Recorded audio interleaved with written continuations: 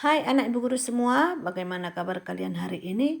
Ibu harap semuanya dalam keadaan sehat dan selalu semangat mengikuti pembelajaran. Anak-anak, pembelajaran hari ini akan kita mulai kembali dan hari ini kita sampai kepada tema 4, kewajiban dan hakku, subtema 1, kewajiban dan hakku di rumah pada muatan pelajaran bahasa Indonesia tentang kalimat saran. Nah, mari kita mulai belajar dan perhatikan bukumu subtema 1 ya.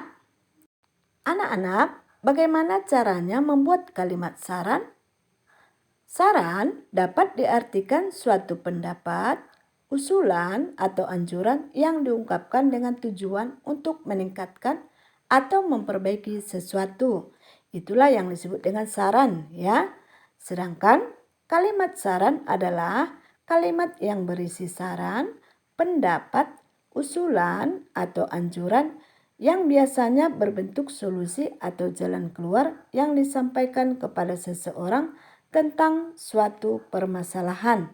Itulah kalimat saran ya nak ya. Sekarang bagaimana ciri-ciri kalimat saran tersebut? Kalimat saran biasanya menggunakan kata yang pertama seharusnya, kedua sebaiknya, tiga lebih baik, keempat ada baiknya, dan yang kelima saran saya ya dan lain sebagainya. Bisa juga menurut saya begitu ya. Nah, itu tadi kata-kata yang bisa kalian gunakan saat kita akan membuat kalimat saran. Bisa ya nak ya? Anak-anak, saat membuat kalimat saran ada beberapa hal-hal yang harus diperhatikan, antara lain yang pertama, mengetahui permasalahan terlebih dahulu. Yang kedua, sampaikan saran dengan kalimat yang baik, sopan, dan santun. Ketiga, dapat ditambahkan dengan alasan atau argumen atau pendapat yang mudah dipahami. Dan yang keempat, saran diberikan dengan tujuan untuk memperbaiki suatu permasalahan. Nah, untuk selanjutnya coba perhatikan contoh membuat kalimat saran ya. Contohnya, Doni bermain sepak bola di teras rumah. Di teras rumah Doni terdapat jendela kaca. Nah, ini contoh permasalahan ya. Maka kalimat saran yang bisa kita buat misalnya, seharusnya Doni bermain sepak bola di lapangan karena jika di teras rumah bola tersebut bisa mengenai jendela kaca. Nah, kalimat seharusnya Doni bermain sepak bola di lapangan ini adalah kalimat saran. Selanjutnya merupakan alasan ya. Bisa nak ya? Sekarang contoh 2. Nita lebih suka jajan daripada memakan masakan yang disiapkan ibunya. Nah, kira-kira saran yang bisa kita berikan untuk Nita apa ya? Iya, sebaiknya Nita hati-hati saat membeli jajanan, diperhatikan terlebih dahulu kebersihannya. Karena masakan yang disiapkan ibu lebih terjamin kebersihannya. Nah, itulah tadi beberapa contoh membuat kalimat saran. Dan diusahakan saat membuat saran ada alasannya ya.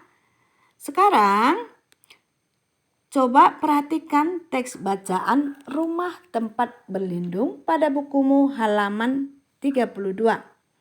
Nah, kira-kira apakah ada kalimat saran dalam teks tersebut? Ya, mari kita perhatikan ya. Tentu ada ya, yaitu kalimat ibu menasihati mereka agar bersyukur atas semua yang dimiliki. Yang lainnya apa ya?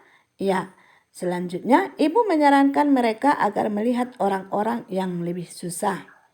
Nah, walaupun tidak ada kata-kata seharusnya, tapi kalimat tersebut merupakan kalimat saran ya. Nah, kira-kira apakah ada kalimat saran lain untuk Udin dan Mutiara yang bisa kita buat berdasarkan teks bacaan tersebut? Bisa ya, misalnya yang pertama, sebaiknya Udin dan Mutiara tidak mengeluhkan rumah mereka yang bocor. Kedua, misalnya, alangkah baiknya Udin dan Mutiara membantu orang tuanya memperbaiki rumahnya yang bocor.